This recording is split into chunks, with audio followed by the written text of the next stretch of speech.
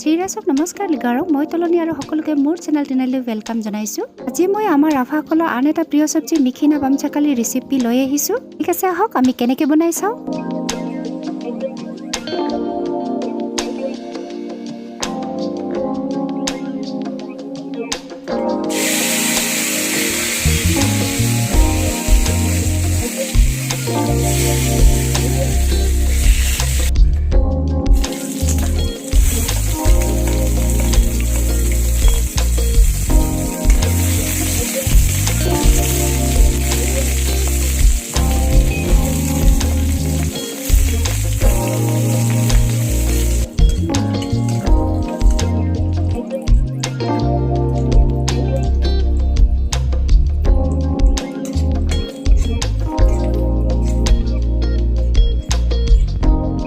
এয়া আমাৰ মিখি, ৰাভা ভাষাত জিমটেঙাক মিখি বুলি কোৱা হয়। অকমান বাটিত উলাই লৈছো।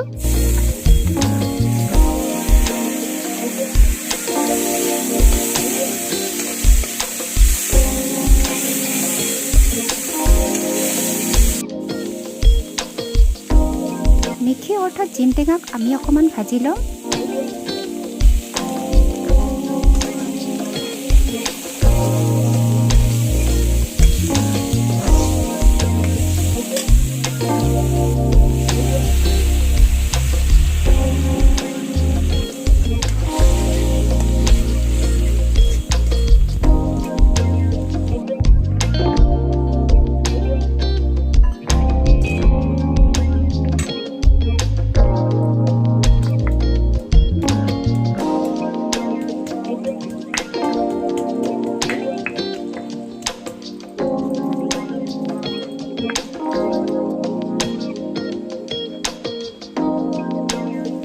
আমি সাধাৰণতে বেছিকৈ মছলা ব্যৱহাৰ নকৰো। ইয়াত আদা আৰু নহৰুৰ পেষ্টে দিয়া হৈছে।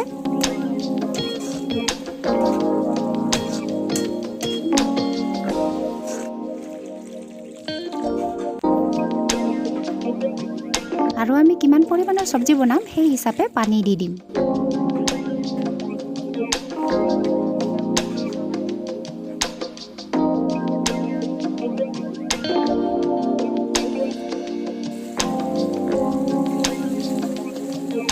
পানী দিয়াৰ পাছত সবজিটো উতল আহিব দিম আৰু উতল আহিলে আমি মাছ দি দিম। মাছটো আগতে ফ্ৰাই কৰি লৈছো।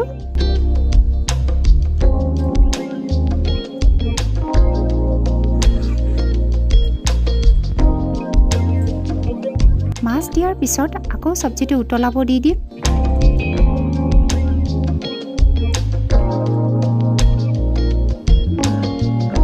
আৰু উতল অহাৰ পিছত অকমান পিঠাগুড়ি লৈ এনেকৈ উতলি থকা অংশত লাহে লাহেকৈ পিঠাগুড়িবোৰ দি দিম।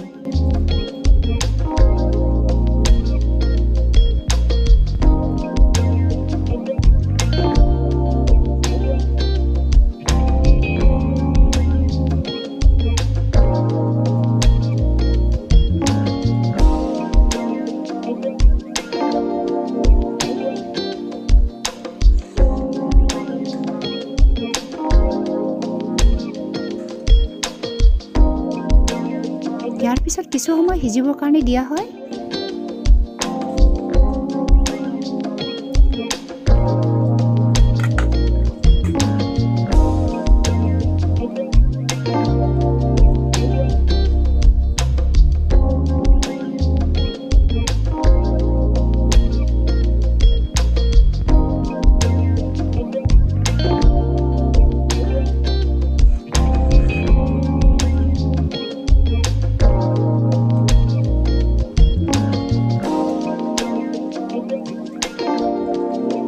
আমাৰ 20-25 মিনিটৰ পিছত মিখি-না বামচাকালি হৈ গৈছে।